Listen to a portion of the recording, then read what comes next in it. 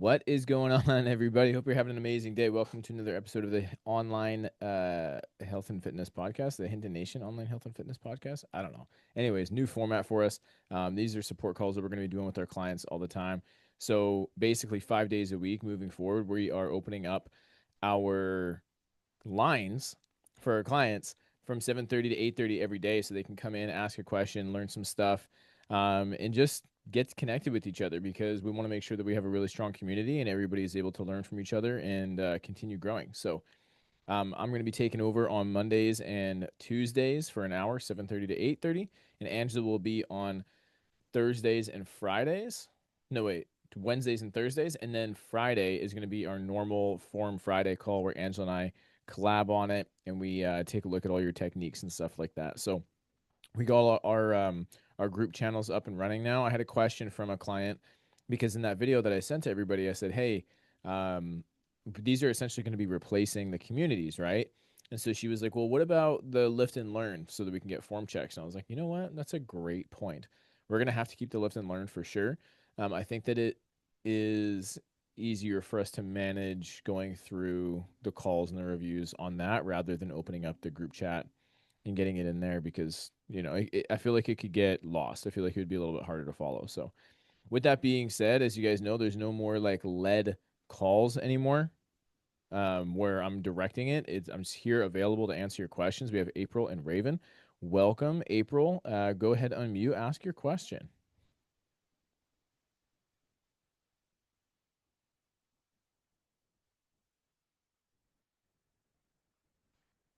She might be typing in the chat. Let's see. No, that's my note taker I'm saying. thinking, but I didn't really have a question. Ooh, well, if you remember Now I from got to think. now you gotta have a question. I know Raven hmm knows this because she was like, I just like to listen. Nope, And sorry, that's sucker. that's what I like to do too. I like to listen. And that's good. I want you to come listen. I want you to come hang out. But I also want you to ask a question. So you can mute Hmm. if you still think. And I know Raven already has one because she knows that I was gonna call on her. So if you want, you can go ahead and mute and think for a sec, and then I'll let Raven go ahead and ask her question. What's up, Raven? What is up, Taylor? Good morning. Happy Monday. Good morning. Happy Seahawk Monday. Yeah, I didn't even know Super Bowl was happening yesterday. Like, we No don't watch way. football. Like, I You're didn't an even know, American. You have like, to. the super. No, I don't follow football at all, and neither does my Fair enough. husband. Oh, really? Um, Okay, cool. so my question is, so I was kind of like feeling funky and like off over the weekend, and like Mhm. Friday I didn't eat and like hit all of my calories. But then Saturday and Sunday I went just a little bit over my normal calories, but not what I ate over was less than what I missed on Friday. So does that kind of balance out in the long run of it's still less calories total over the full 7 days that I'm supposed to like because I know when you were in a cut like a couple months back, you're like, I'm saving and eating all this so I can gorge myself for this party Saturday, and Yeah. have my calories. Like, does it actually kind of balance and work out that way or no? Yeah, so that's a great question. Basically, like you're wondering if it's okay, not that you necessarily did this on purpose, but you weren't feeling great on one day, so you didn't have as much food, and then you overate, or you ate like overate, quote unquote, you ate over your calories that you're supposed to have the next couple days, and ultimately you were still below your weekly calorie target. Assuming if we just took your daily and we extrapolated that over 7 days, you still Right. technically ate less food than what you would have if you just ate the same amount within your Mm. calories all the time, right? And so, yeah, no, the answer is that yeah, it is okay. Like physiologically, you're in a cut, I'm assuming. Yes. Yeah, so like your body is gonna respond more on like a weekly average versus a daily thing. That's one of the reasons why we don't do weigh-ins every single day, is because we're looking at like what is the weekly, and then even the further you get in your fitness journey, like weeklies don't even matter so much. It's really more like what's happening over like a 3 month window. That's how we can really get good data. So it takes some time to get really accurate stuff. But yeah, to answer your question, I mean, like you technically could bank up your calories for a few days or for the whole week, and then you could have like a big food day on one day of the week. Um, the reason, like, I've done this with some of my clients, but it's a very, like, you need to have a good relationship with food, and there has to be a lot of trust between you, like you yourself and your coach, right, on what the process is and how you're doing it, the whys behind it. And it starts off, again, like, it starts off with having a really good relationship with food first, to be able to do that, and trust with yourself. Because if you have like any sort of history of binging, or you have like a lack of control with food, or you just lack consistency overall, then I think the most reasonable, logical thing for us to do is get consistent. And that also includes eating the same amount of calories 7 days a week. But when you are a little bit further down your journey, or you've built up, some toughness, some resilience, you have more control with your food, et cetera, then yeah, like, it's okay to have days that are a little bit lower, and then have a big day, at the end of the week, that sometimes is a little bit more enjoyable. Okay. Yeah, Friday I was just like nauseous and I was just I just can't eat anything else. I don't want to. And I was like 500 calories short. And then Yeah. like Saturday I went over by like 300 calories. And then yesterday I went over by like 70 or 80 calories. So it was still less than what I missed Friday. Right. So, but I do try on the every single day to hit those and not try to bank up or anything. This was just like a weird weekend, but Yeah. I just wanted to, for future knowledge of, does that actually work out, or does it like, oh no, you're just trying to talk yourself into telling yourself it's okay, which I have done No. in the past. So, Right. And that's like an important, that's why it's an important question to ask, is because, like, do I know what I'm doing? Like, is this actually a good process? And, if you find yourself like, you have to just be honest with yourself. If you're finding yourself in a position where, like, every week you're like, oh, I'm just gonna starve today. Like, I'm just gonna have like half my calories today, so tomorrow I can eat a big pizza or something. Like, now we're not being, healthy and reasonable. Like, mhm. you have to just ask yourself honestly, like, is that what a healthy, reasonable person does on a regular basis? No. But, like, hey, we've got a big dinner coming up, or it's my birthday tomorrow, and I want to, like, stick to my process, and, like, it's important to me that I don't go over, like, then okay, cool. Let's get the calories back on one day, and then let's have a bunch of food the next day, and go into the weekend guilt free, whatever. So it's very, you know, individual. And that's why I think it's important to have, like, your coach's feedback, or jumping on these calls. Okay, cool. Thank you. You're welcome. Thank you. Mhm. What up, April? I know you have a really good question now. I don't know if it's a really good question, but it's a question. Yeah. What supplements do you find like are like the best to stick to? Like um right now I do protein because it goes in my yogurt in the morning. Yeah. I have creatine and I also do greens. And then Okay. if I'm sick, like whatever, I'll do echinacea. So what would be your like go-to supplements? Sweet. I love this. I used to work at Popeyes Supplements. So for our Americans, that's like the GNC of Canada. We have GNC as well, but Popeyes is the biggest supplement store in Canada.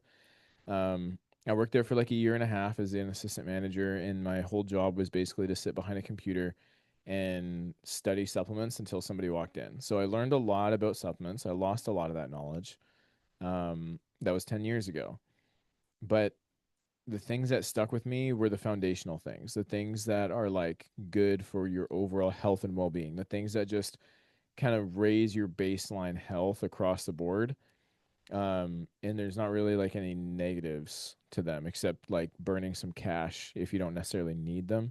So I'll cover the things that I think are like most important, and then I'll cover a couple like fun things, I guess. So first and foremost, you got to remember that when you go into a supplement store, whoever is there behind the counter, they have an incentive to sell you something. At GNC, I believe that they do make commission. At Popeyes, we didn't make commission, but like, we had, to put in our ID every time we were making sales, and we were getting bonuses, or some type of like, there'd be some type of competition going on with sales at the end of the month and stuff. So there's an incentive for them to sell you more stuff. And there's a larger incentive for most of those supplement stores to sell you the stuff that doesn't work. Popeyes is a little bit different because they had this like this foundational health stack thing that they really pushed. I don't know why, because it wasn't very good from like a money making perspective. But a lot of stuff, like the 99% of the stuff that's in the store isn't helpful for you. So any fat burners or pre-workouts or estrogen blockers or testosterone boosters, BCAAs, um, any one of those things that you look at and you're like, oh, this would be so cool if this, this one thing just like automatically changed my life. That is not going to happen at your supplement store. The things that I think are really helpful and I always take protein powder, and I don't even like, yeah, it's a supplement, but I don't even think of it as a supplement. I just think of it as like a convenience protein source. It's, in my opinion, it's just like food. It's not high quality food, obviously, but it's quick, convenient protein. I don't even think of it as a supplement, but protein powder, and I'll get whey protein isolate. If you have a problem with digesting whey or you're like really sensitive, then you might want to go to a beef protein, would be the next option, in my opinion. And you can find that at most supplement stores. They typically just have like one, and it's going to be chocolate, and it's not going to taste as good, and it's probably going to be a little more expensive. Like a very limited like options. Egg white protein would be my third option if I couldn't do beef for whatever reason or it wasn't accessible, and that's probably not going to be in the supplement store. That'll be online. The reason why I'm thinking whey and then beef and then egg is because they're all animal based. So they're going to be more bioavailable, meaning that your body can absorb a higher percentage of what you're consuming. Because technically, like all the food that we consume, you don't actually absorb all of it. Like the 200 or 2,000 calories you eat every day, you're not actually getting 2,000 calories. You're probably getting a net of like 1,700 or something like that. Like after your body does all the biological processing and all that shit that we don't pay attention to, it's not a big deal. We don't focus on it.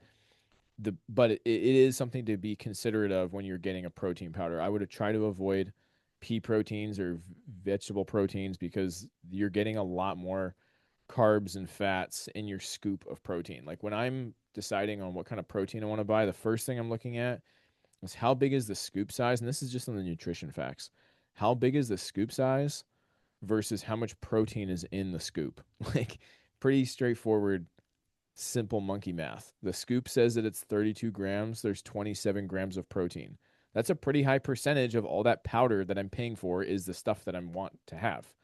But when you have like 20 grams of protein in a 35-gram scoop, you're barely over 50% of the protein powder that you're paying for actually has protein in it. It's carbs and fats, and sure, it's made of vegetables, so it's not like bad for you necessarily, but it's definitely not the protein powder that you wanted. So whey protein isolate is the cheapest, most readily available, most options, digest, mix really well, all that kind of stuff. And the isolate just simply means that it's gone through more like a more thorough filtration process. So it's stripped more of the fats and the carbs. There may be like 1 gram of fat, if any at all. Jasmine always pops in and out because she has like clients and stuff like that. So she'll be on and off all the time. Um, Whey protein isolate is yeah, your isolate is going to have very little carbs and fats. Then there's concentrate, which will have a little bit more. And then there's like casein, which is like marketed as a sleeping protein. You take it before bed because it digests really slow. Never buy that. Just get your Greek yogurt and your cottage cheese is casein protein, just not in a powder form. It's the same thing. It's just better for you. Um, so whey protein isolate, it typically has lactase in it for anybody who is, sensitive to dairy. But even then, it doesn't guarantee that you're going to be fine. Like my dad, for example, just realized that he's sensitive to dairy, so he can't even take whey protein isolate anymore. Um, Protein powder, creatine would be the other one. Creatine, I would probably put above protein powder.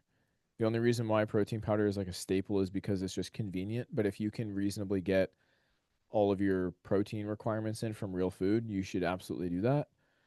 It's going to keep you feeling more full. It always is going to have more vitamins and minerals. It's biologically more available. It's real. It's like human food. It's real. It's real food. It's not just like a powder that's been processed.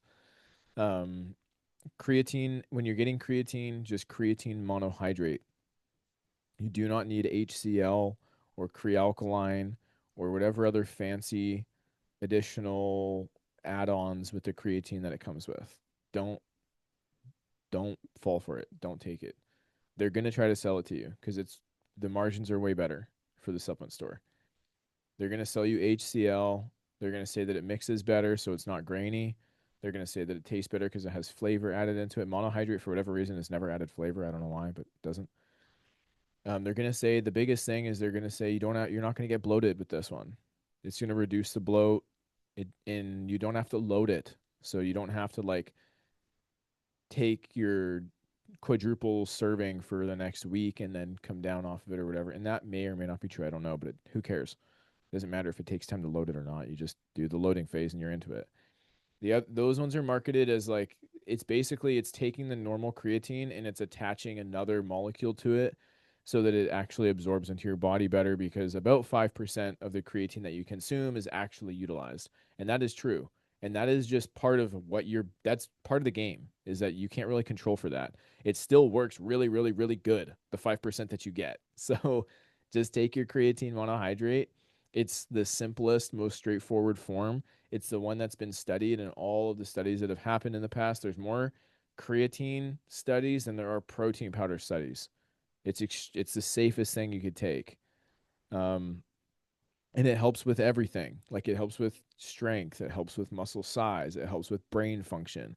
They've used it with old people who have Alzheimer's, and it's given them positive improvements. Like it's helped with kids post concussion in sports. It's helped them. Like I've been taking creatine since I was probably like 10 or 11 years old. I don't know. My dad bought me some back then, and I've virtually taken it every day my entire life. There were periods of time when I was like, a young adult and I didn't buy it because I couldn't afford it or whatever. But I pretty much have taken creatine my entire life. I now take 2 scoops a day, about 10 grams. There is some type of body weight to serving ratio. You can look that up online really easily. I don't know the exact numbers, but most people will do just fine with just 1 scoop. If you're a bigger person, here's me. I'm 5'9", 180 pounds. I'm not a big guy. I have a bit more muscle than your average guy. I take 2 scoops. So if you're anywhere around my range or heavier, then taking 2+ scoops is fine. I know some people who take 4 scoops a day. Apparently that's safe too. Haven't looked into it myself. For the long-term studies, the short-term studies say that it's fine. Creatine is great for performance and muscle. You should take it every single day. Never stop taking it ever. Literally till the day that you die. 365. Never stop taking it. Just keep going. You don't need to take a break off of it. That's another thing. People have been told in the past you need to cycle off of it so your body resensitizes and utilize. It's not caffeine. It's not the same thing. It's not the same mechanism. Your body doesn't use it that way. It works better when you take it consistently. So you want to take it all the time. You want it to be saturated in your system. Creatine protein. Next one would be vitamin D and magnesium, two vitamin minerals that we are deficient in worldwide. People who live around the equator are technically deficient in vitamin D. Like most of those people are deficient in vitamin D. So it's not even like that in the summertime you don't have to take it. Just take it all the time. It's an amazing supplement. It helps with your hormonal processes and a ton of other shit that I don't remember or can get into because I'm not going to try to pretend to say shit that I don't know. I know for sure that it's going to help with hormone regulation. Same thing with magnesium. With your energy, your mood, we all know that stuff too.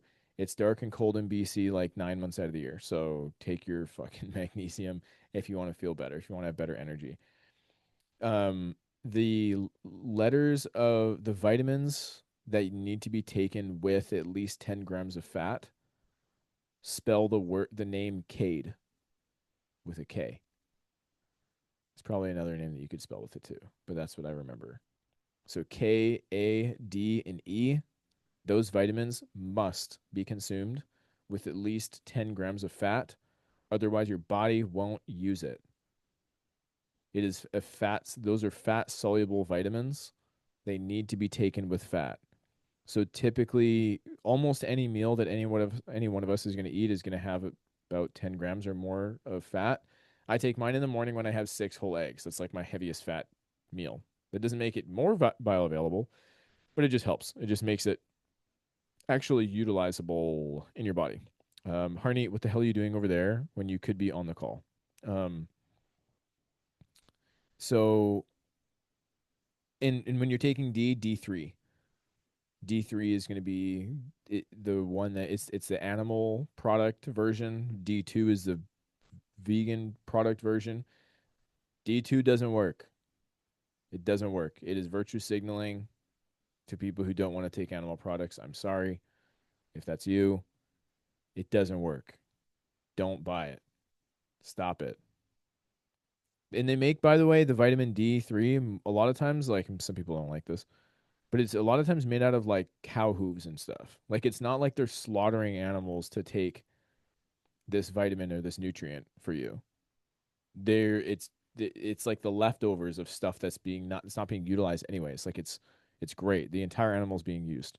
So don't get upset about it. Vitamin D3. D3, creatine, protein. We covered that so far. Fish oil would be the next one. Again, like an omega-3, we are all deficient in it. We get way too much omega-6. Am I saying that right? Oh, am I gonna like which one? Which omegas are we deficient in? I'm gonna sound like an idiot. I hope I didn't fuck this up. Yeah, that's right. Okay. Whew.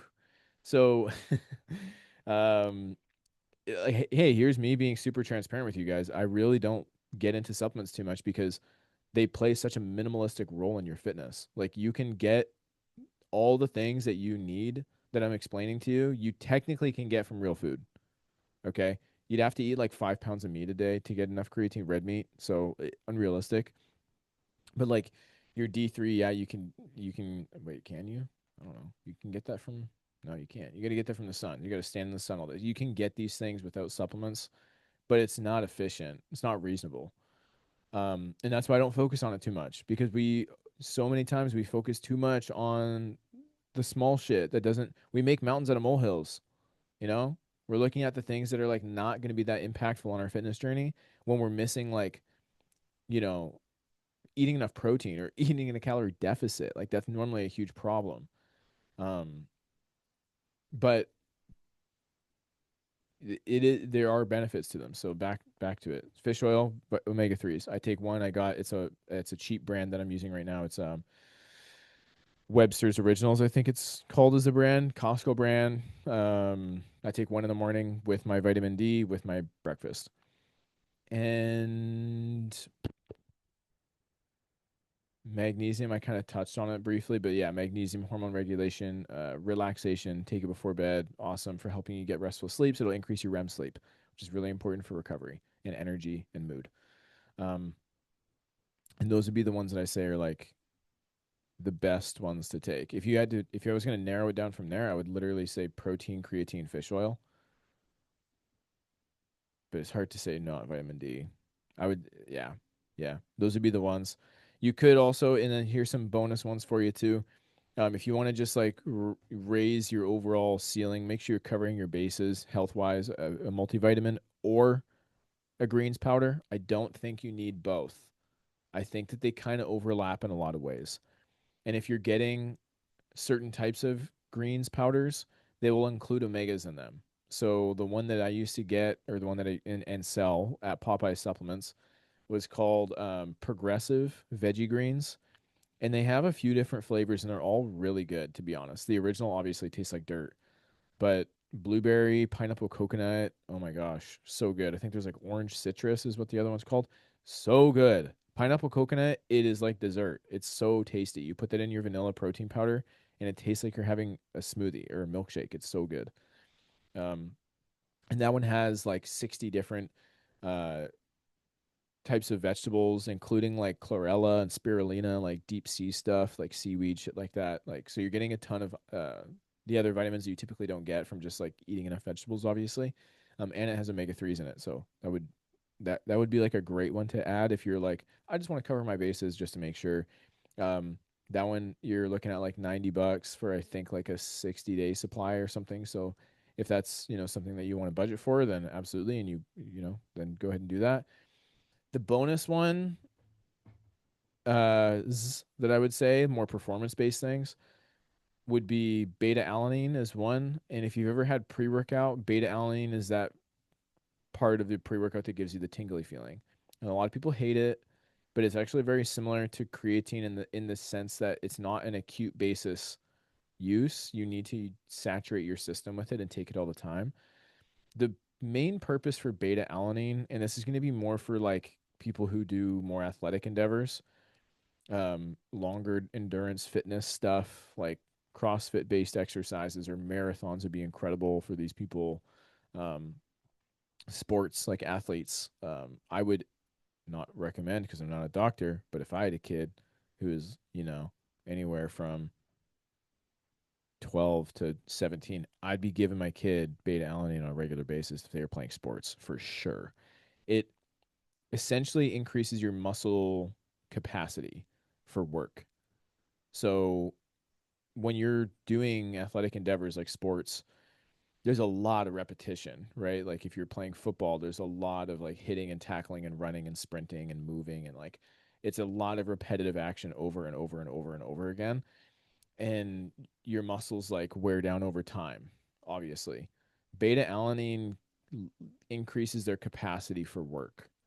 So when I did my High Rocks little competition where it was like a kilometer run and then a fitness station times 8, that constant bunch of running and then some type of fitness station, your muscles are like on fire. They feel like they're completely drained.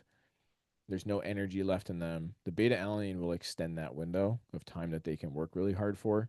So that's great. Um, and then citrulline malate, you'll find that in a lot of pre-workouts as well. That one is more of an acute base take.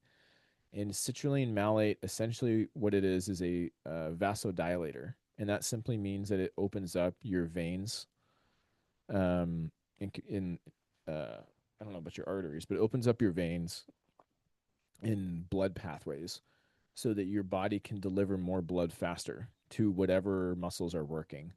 So in real life, what that means is you get really, really good pumps. It increases the volume of blood that can be put into the muscle when it's working, and increasing the volume of blood is what's going to help drive more performance. We know that, like, I've mentioned a million times before too, like if you're not hydrated for your workouts, you're going to feel a lot more tired and weak. You won't be able to lift nearly as much. So hydrating your body is going to be really important.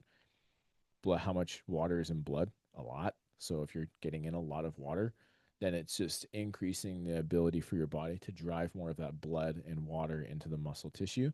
And with all that blood and water comes a lot of nutrients as well. So that'll be like sugar and salt, and of course, all the vitamins and minerals from the good quality food that you're consuming. That's going to be like the healing factors, all the vitamins and minerals, and the post workout stuff. But in the during and the pre workout stuff, the sodium that you're consuming and the sugar that you're consuming, whether it's, processed or it's like high quality sugar, like potato gets broken down to sugar eventually, it's a carbohydrate. All of that stuff gets shoved into the muscle right now to perform. So citrulline malate just says, hey, let's open up that door a little bit wider and let everything get in there a lot faster and stay in there longer. So really good pumps, really good performance stuff. Those are absolutely not necessary. And if your goal is, if right now you're in your fitness journey, you're at a place where, and you guys will hear me preach this a lot more too, this will be a bit of a theme. If you're in a place right now where you cannot yet squat 1.5 times your body weight, as if I'm just going to speak to females here because we got 2 ladies on the call right now. If you can't squat 1.5 times your body weight for one, or your body weight for 5 reps, and you can't yet deadlift 1.75 your body weight for one, and you can't yet do 5 pull-ups, then you do not need anything other than the essential supplement stuff. Protein, creatine, vitamin D, fish oil, and magnesium. Those are great to have. They're not necessary. Anything above and beyond that is a complete waste of your time right now. But then when you get to that stage where you're like, dang, I'm cranking up my pull-ups, I'm cranking up my squats, and all that good stuff is happening, then whew, now we can really start to explore and have a lot of fun with our fitness. Does that answer your question, April, from 20 minutes ago that you asked? Yeah, it was really good. Um, Because yeah, I sometimes wonder what would be helpful and like wrote down all the things you said and I'm like, okay, wow, I take a fair bit of it, like the protein powder, creatine. I did forget to mention magnesium and green. So that's fairly good. Yeah, thanks. Sweet. Cool. So I affirmed the things that you're doing well right now. And yeah, like there's so many right now, like the supplements that are going to work the best for everybody are going to be the supplements that help increase your body's capacity to perform at a high level, like baseline. Like if you can increase your baseline health, that stuff is going to be the most beneficial because it's the foundational stuff. Like if you can increase your baseline health, or you can do 3 more reps in the gym, which one do you think is going to be more beneficial across the board to help you with more than just one thing? Like, obviously, no, we don't need to have the citrulline malate right now if you're not even getting enough omega 3s in, because when you raise your omega 3s, you have better brain function, you have better energy, you have better hormonal processes, less inflammation in the body. Wow, what's also preventing you from being able to get 3 more reps, Timmy, who wants to take the pre workout supplements? Probably all this inflammation in your joints because it's so damn painful. What if you just took a fish oil and you were in less pain and now you can do 3 reps? You know? So it's like let's move the big rocks first. Let's get those things going first, and then let's ask ourselves, and for guys, can I do 10 to 15 pull-ups? Unassisted, full range of motion, 10 to 15 pull-ups yet? Can I deadlift 2.2 um, times my body weight? Can I squat 1.8 times my body weight? If you can't do those things, gentlemen, then stop looking at pre-workouts. Stop looking for test boosters, BCAAs, God forbid. Like, get your health in order, get your consistency in order. Those baseline strength numbers, those are, by the way, this isn't like those numbers for guys and girls that I gave you. Those aren't like supposed to be easy numbers. Those aren't supposed to be like, you should always be able to do this no matter what fitness level you have. Like, this is a minimum to be a proper human in society. That's not what those numbers are. Those numbers are like, I work out hard and I've been doing it consistently for a long time. I'm really proud of where my fitness is right now, and it's integral to my identity as being a fit, healthy person.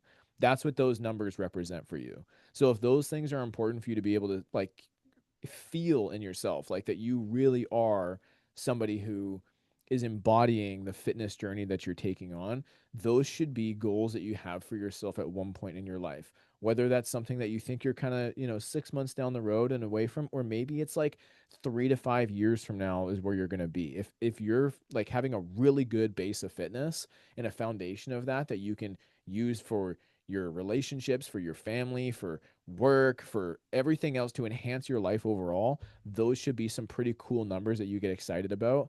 And here's the other thing, too. Let me finish with this part. Those are not unrealistic numbers. They may feel really unrealistic right now for some of you, and they may feel really overwhelming, but those are all 100% numbers that you can absolutely achieve. It's just a matter of how much time, how much effort you're willing to put in to do it. And when you get to those types of numbers, holy shit, does your life change? Holy shit, does your perspective change on life? Holy shit, does your confidence when you walk into a room completely change? So that's why I set those numbers. I had somebody in my comments like, who are you to make that assessment? Blah, blah, blah. I'm like, I'm me to make that assessment. You don't have to believe me. You don't have to like it. But like, I think I'm a pretty reasonable, level-headed person who also works hard in this discipline. And I think that those are good virtues to have if you're pursuing a fitness journey. So you can argue with me if you want. It's my fucking opinion. I'm not going to change it. Um, yeah. What are my clients doing on Instagram when you should be on this live call with me right now? You guys are hiding. You guys are hacking the system because you're watching it over here. So you don't have to ask a question, but you wanted to eavesdrop and hang out. Cheaters. Harney and Ryan, I'm calling you out. Get your asses in the call. It's in the support call chat. Suckers. Do either one of you have other questions for me right now while we're here? Obviously, like it's just the three of us right now, so that's okay. It's our first call. Raven asked a question here. Do they know it's Zoom instead of Riverside? I mean, like you got the call link, right? In the chat, so they seen it too. They seen it too. Yeah. I know people will be a little nervous to come on the call. I mean, truthfully, April didn't even know that she was forced to ask a question either. So who knows if she would have shown up if she knew that in the first place. um, if anybody does have questions, though, just go ahead and unmute and fire away. I do. Yes. Yes. So on the supplements, sorry, I was multitasking and working on Mhm. a patient's claim, but you were saying something about creatine HCl versus mono. Yes. Like, so the mono like messes with my gut and everything. So I've been using the HCl. So that's Mm. still okay. I heard you saying one over the other, but Yeah, Yeah. yeah. As a general rule of thumb, just get the monohydrate. If you're coming in to get creatine for the first time and you've never tried anything, don't buy anything other than monohydrate because it's going to work for 99% of the population. You, Raven, congratulations, fall into the 1% that actually struggle with it. Some people do have some like stomach distress and like have some like some people get bloating. Like I think that there's a bit of a misunderstanding around bloating and how it works because the purpose of creatine, everybody, literally is to bloat the muscle. Like that's what its job is. It's like a magnet that attracts water, it pulls water to it. So when it works, when it's doing what it's supposed to, creatine gets delivered into the muscle, and then voila, more water gets pulled into the muscle. You have some water retention in the muscle. You may look or feel a little bit bloated, but and you may or like you could say puffy maybe, but that's the creatine soaking into your muscles. mm, So wasn't bloating. okay. And so that's like one type of bloating. The other kind of bloating is like what we would actually experience with like if you have like an allergy or some type of problem with digesting food where your stomach is like bloating, distended, then that is like now we've identified that your body doesn't actually tolerate creatine monohydrate. So it's still attracting water, but it's not getting to the muscle. So it's stuck in the stomach, pulling water in there. And then, okay, now we know that creatine monohydrate doesn't work for you, i.e., Raven. So in No. your case, It gave yeah, me the runs. So yeah, there you go. the So HCl, my stomach, it's not all upset and I'm not having you should to create run to the restroom. HCl works fine for you, Okay, yeah. right? That's what you're saying? Yes. Yeah, Yeah. yeah. Yeah, Yeah, it then in doesn't that cause case, the then stomach cool. issues. Then perfect. Yeah. Most people will do just fine with monohydrate. So if it's your first time ever going in, don't buy the other stuff because it's just way more, it's like 3 times more expensive. Just get the Mhm. monohydrate. But if you find yourself like Raven Forsyth having the runs in her pants at work, just kidding, she never said that. I work from home, so that's okay. Oh, cool, perfect. You just put a diaper on and just keep going, powering Right? through. So no, but yeah, if you have any type of like problems with creatine monohydrate, which you probably won't, but there is a small percentage of people who do, then go return it and tell them, hey, this made me shit my pants. And they're going to be like, no problem. Do you want to try this one, HCl? Then get that one. Because the purpose of that is technically to take the monohydrate, attach it to hydrochloric acid, and the hydrochloric acid helps bypass XYZ, blah, blah, blah, in your bloodstream. And then now it's easier, more deliverable. So, yeah, cool. It does Okay. have its Cool. purpose. It's not a pure scam, I guess, right? There you go. Right. Cool. That's good. Yes. Does that answer your question? Yes, sir. Okay, cool. Yeah, so for if you girls have like any other questions, then by all means go ahead and unmute and fire away. Um, Otherwise we'll hang out, and do our thing. That's it for you. Good. Yeah, Super Bowl yesterday. That was super fun. I was pretty sure that the Seahawks were gonna win. They were a better team, right? But you never know. It's a Super Bowl, young teams. The Our coaches, it's only his second year as a head coach, and he's all of a sudden in the Super Bowl. I'm the Seahawks guy.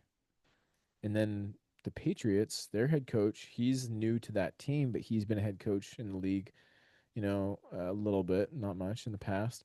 He also worked. See you later, Raven. He also worked for, I guess technically, yeah. He was a player for the Patriots and won a Super Bowl with the Patriots.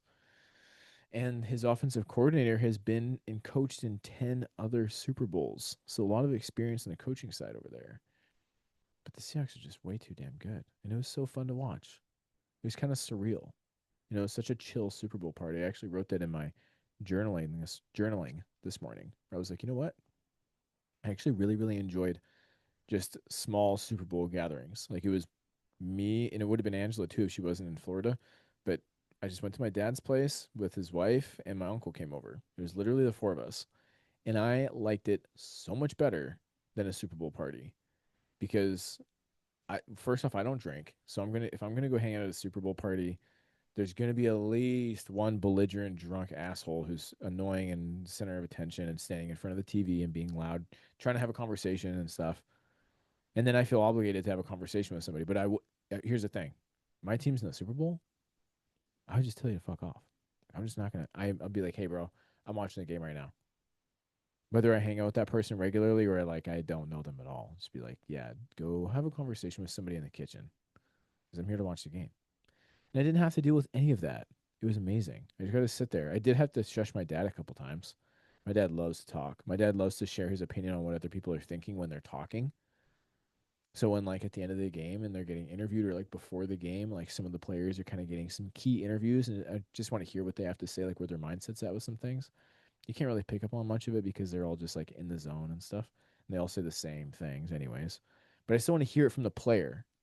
And after the interviewer asks the question, and I'm sitting at the edge of my seat waiting to hear what they're going to say, my dad starts telling me and everyone in the room what the player's thinking as the player's actively telling the reporter the answer to their question. Like, I don't need your insight onto their thoughts, which are not necessarily accurate. So I'm shushing him a couple times, and he doesn't like that. I don't want to shush him. I feel like an ass. I'm at his house, you know? But at the same time, it's like, dude, I'm here to watch the game. Come on, give me a break. So either way, it was great. It was awesome watching the Super Bowl. I had 5 cookies last night. 5. Because I was there. I was like, you know what? I'm gonna be I'm gonna be watching the Super Bowl, which is against this little dopamine detox. So I was like, what am I gonna do? Not enjoy the food here too? I could have just stuck with the sandwiches and the chips because they're like no sugar. But it was the Seahawks in the Super Bowl. So I justified it. And I had 5 cookies. And I regret nothing. I woke up today. I was like, we'll see what happens. Jumped on the scale. It was like 2 pounds lighter. I've been floating around like 179, 180. And I woke up at 177 this morning. I wasn't surprised necessarily because I've done this a few times in the past, as you can probably imagine, doing what I do, tracking my food for 10 years. But I didn't track anything in my food yesterday. So why did I lose 2 pounds after eating probably like 2,000 calories, 2,500 calories above my normal calories? Here's how. I've been eating in like a moderate calorie deficit for a little bit. So you have to remember that the calories, like your maintenance calories, is not a fixed number. It's like a sliding scale. There's a range. So if you think that your maintenance calories is like 2,500, your maintenance calories is probably more like 2,200 to 2,900. I know it's a pretty big scale, but here's why it's such a different thing because every day you're drinking different amounts of water, you're getting a different amount of steps in, you're having different exercise, your sleep is going to change. It's all the little variables that happen throughout the day that are going to make your weight come up and down in weird ways. So if I'm eating in like a slight calorie deficit, I'm not really losing a lot of weight. It's barely happening, but I'm mostly just kind of operating on the low end of my glycogen stores.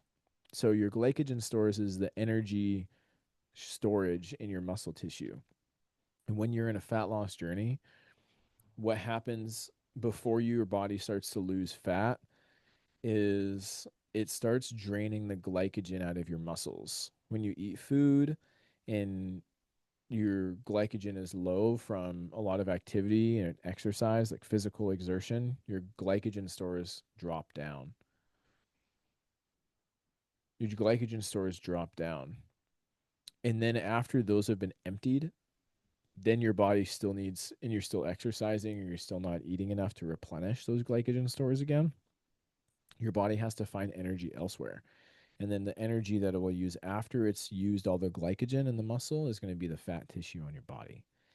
So I wasn't really in like a really strong deficit, but I was in a deficit enough to keep the glycogen stores, let's say somewhere around 10%. I'm just making numbers up, but it was in the low end of being full. So I was constantly operating on like a low end. And then when I would go to the gym and work out, I would increase my calories or my carbohydrates with like 2 hours before my meal, before working out. So I'd go to the gym with my just topped up of my glycogen. All the muscle energy is like full now. And instead of like waiting and waiting and waiting and not working out and like slowly throughout the day or the next 2 days, the glycogen just slowly drops off because after you filled it up and you exercise, even just like daily activities, is going to burn a little bit of that glycogen out. So I would fill it up, having like my breakfast and my lunch topped up with my glycogen, go to the gym with all the glycogen in there, all stored up and full, and then go work out super hard and burn the glycogen back down to zero or very low again. So operating on that lower end of glycogen all the time. And then went to my dad's place and ate a ton of food. So when I ate, like, let's call it 2,000 calories above my maintenance calories, it was probably more like 1,500 or 1,000 calories above maintenance. And most of those calories first had to soak up into the glycogen stores and fill up the muscle stores. And then after the muscle stores are filled up, then it would start to spill over into fat tissue. Now, to gain 1 pound of fat, you need to eat about 3,500 calories above maintenance. That typically happens over days or weeks at a time to slowly gain that fat. That's why we always say if you gain weight overnight, it wasn't fat, it's water. And that water is this glycogen. These are like kind of interchangeable words that we're using right now. Water and glycogen um, filled up in your body is what will kind of change your weight a little bit. So, if you're taking anything away from what I've just shared about maintenance calories being a really wide range and glycogen stores need to be emptied and filled for to lose fat, you got to empty them. To gain muscle, you got to fill them up. One thing that should be a really big takeaway for you guys after listening to this is that it's really important to have muscle. The more muscle that you have, the more flexibility you have metabolically to eat more food. That's one of the reasons why yesterday I was able to have five. They're not little cookies. These weren't Chips Ahoy. These were like the Subway sized cookies, but they were like this thick. Like they weren't like little paper thin ones. They were like thick fucking cookies. If I were to guess, each one of them was probably at least 350 calories, and I had five of those guys, plus two sandwiches, plus a bunch of chips. Oh, there was also a ton of little like chocolate covered dates. I had like five of those. Like I ate a lot of food last night. And I still had my normal. What did I have for lunch? I didn't really have much of a lunch. I just had a protein shake, so that could have contributed to as well. Um, but I had my normal breakfast. I just had like a protein shake. It was one scoop of protein with like 500 milliliters of milk, 2% milk. So it's probably like a, you know, 500 calorie lunch. Yeah, that's right. Milk with your protein powder. If you're having like, your shaker cup filled up halfway, and then protein powder with 2% milk, that's going to be like 450, 500 calories, everybody. Whoopsies, you know? So keep that in mind too when you think that you're losing weight by having protein shakes. It doesn't work that way. Um, yeah, it's the consistency over time and the strong effort bouts in the gym and building muscle over time. Those things increase your metabolic flexibility. That means you can divert and go off your plan a little bit. You don't have to be perfect every single day. But when you're trying to get fit first, you need to be really dialed in because you're working out of a deficit in terms of like your fitness level. You have to bring your fitness level up to a standard that allows you to be more metabolically flexible. And then you can be kind of more chill with it. That's like for everybody who's like, you know, you maybe when you were younger, you were fitter because you played sports or you used to go to the gym and like it was easy and it was fun. You did all that when it was easy and fun. It was easy and fun because you were playing sports or because you watched a cool movie and it inspired you to start going to the gym. You and your friends would always go together. You rarely ever went by yourself. And you had the time. You didn't have kids. You were working part time. You were still in school. So it was just like a hobby. Like it was, you went to the gym out of a entertainment like perspective. It wasn't because you had fitness goals you were working on. Maybe you wanted to have a big butt or you wanted to see your abs more or something like that. And when you were 20 years old and you were already really active and then you added the gym on top of it, you know, you it was pretty easy to see the abs pop in and you're like, cool, I'm fitness. I like this. This is whatever. And then you had kids or you moved or you changed careers or you got married. And all of a sudden you got busy in the fun little bonus hobby activity, which was exercise for you, that falls to the wayside because there's other priorities because you didn't add it into your lifestyle as a fitness endeavor for the rest of your life. You added it in as a I'm bored, I want to hang out with my friends, and also there's some cute guys at the gym that I want to talk to or look at, or hopefully they look at me or whatever. Right? You have superficial things that are going through your head when you're a kid and reasons why you go to the gym. So then you start piling on some weight and you get a little bit older. Fitness was always just fun and a hobby. It wasn't ever like an established part of your journey.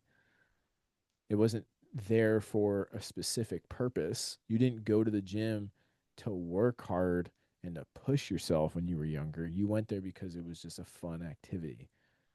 And you don't have time for fun activities now. So you can't go to the gym. This is all a perspective. This is all a mindset. This is all a thought process and a feeling about how you are right now. When you shift your identity from I'm not going to the gym because it's an extracurricular, or I'm not going to the gym because it's a nice to have. You're going to the gym because it's a mandatory part of you being integral to who you want to be. It's part of your identity. Then you'll be fit for life. Then you're going to love how you look. Then it'll be easy to stick to and you won't have to fall off again or worry about falling off. Falling off feels weird. If you don't go to the gym for a week because you're on vacation, you feel guilty. You have this sense of like, oh, like I don't feel like I'm me right now. I feel icky. I feel stiff. I feel weak. Those sorts of thoughts and feelings pop in. And if anyone who is listening to this thinks, oh, I don't want to feel like that about the gym, I don't want to feel gross if I don't go. Yeah, you do. Yeah, you do. You want to have a relationship with your fitness that's so important to you that when you don't do it, you feel bad and guilty. That's a good thing because the alternative is feeling bad and guilty for not being fit. And then not only do you still feel guilty and not only do you still feel guilty, you also are objectively unhealthy. So like I'd rather have the guilt with my fitness rather than the guilt without it, you know. If you want to be put in a pessimistic viewpoint, like that's what I would say. And I guess I look at things from a pessimistic or maybe realistic lens, I don't know. I think a lot of people might tell me that I look at things from a pessimistic viewpoint, and that might be true. I don't really care. I think that I'm focused more on like what I believe to be true. And if I can see the world through the lens of like objectivity, then I don't have to worry so much about my emotions getting the best of me or making emotional decisions or falling off track because of how I'm feeling a certain way. Can't really control how I'm feeling. I can control how I act. So if I act out of objectivity and focus on things that I can control, then it helps really reduce stress in my life. You know, it gives me a sense of power. And it's important to have a sense of power. If you feel powerless in life, then you're not going to feel very good. You're going to feel pretty stressed. You're going to feel pretty anxious.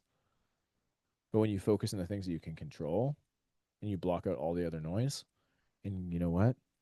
There's a lot of noise in the world right now. A lot of noise. I know. I've seen it. It still pops up for me. I see it. It's crazy.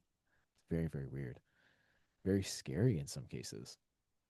But what can you do about it? What are you going to do about it? If you're going to do something about it, do it. Cool. Then you don't have to worry about it because you're doing something about it. But if you can't do anything about it, or you're not going to do anything about it, then you're not servicing you or your family, anybody you care about, your workplace, your mind. You're not servicing any of those entities in your life at a higher level by worrying about shit that's out of your control. And I know that may be easier said than done for some of you who are consumed with negativity and things that are around us in the world. But the sooner that you can focus on the things that you can control, which starts with your health and your fitness, how you think about yourself, what you see in the mirror, when you can start improving on those things because you have the power to, you'll automatically start feeling a little bit better. You'll automatically start feeling a little bit more confident. And when you start feeling better and confident about yourself, then the outside world's problems aren't really that important because you feel a lot better about how you are and the things that you control. That's kind of the perspective that I've tried to take. And it serves me really well. The caveat with that is that some people think I'm an asshole. I'm insensitive. I'm empathetic. And that's just part of the game. It's kind of what I've come to realize. I could probably do a better job of being a nicer person sometimes. I don't think that I don't think I'm a mean person, but I do think that I'm very direct and brutally honest. And that's actually something that I promised to myself that I would do. I forget what year it was, but a few years back, I just decided I'm going to be brutally, unapologetically me and honest. Because, man, is life a lot better when you just get to freely be you, not worry about hurting other people's feelings. How stressful would it be to constantly walk around biting your tongue on things that you have an opinion about, or being honest with somebody when they ask you a question about how your thoughts and feelings around certain topics or beliefs? And they don't have to be like these big, like when you think about these things, it doesn't have to be these really big, like worldly matters. It could just be like your opinion on basic shit. Like for me, I made a video yesterday about how I don't like that my doctor's receptionist asks me what my problems are that I'm coming in for. And I get it. Like I understand that they have it's easier on the doctor and stuff, and they can get some notes ready and they can prep the space and all these things. And like here's where people look at me and be like, you're an asshole, because I'm just going to be honest about it. I don't care. I don't care that my doctor has to prep for it. I don't care that it's going to take a little bit longer. I'm prepared for it to be a little bit longer. I am. You as the receptionist and the doctor may not be, but you're the doctor. Like you signed up to be the doctor. So sorry, I'm not going to share with the receptionist all my personal details about my health. I'm going to tell my doctor about it. And you guys are always behind anyways. So like I go in there, I'm guaranteed to wait 30 minutes anyway. So no, I'm not going to share that. It's not my problem that you need my information or you want it. You want it to make it easier and faster for yourself. That's not my problem. I think I'm a good person. I don't go into the doctor's office every day. I don't go every month. I don't even go every 6 months. I go in there like maybe once a year. So, and I know that they don't know me. And that's not my problem either. Like, it's just, again, I get it that I'm going to get some negative feedback. I get it that not everybody's going to agree with my opinion. I get it that I'm being selfish with those things. I understand that. That is how I feel. And if you don't like it, you don't have to like me either. Um, but I'm just gonna keep being me because I think that there's a lot more peace in my life when I can just be my authentic self rather than bending to the perceived opinions of other people to not stir things up. Because the more that you be disingenuous to who you are as a person to appease other people, and maybe you're not even appeasing them. You don't even know. Like maybe when you share your opinion, somebody's like, "Oh my god, I've been thinking that my whole life." Who knows?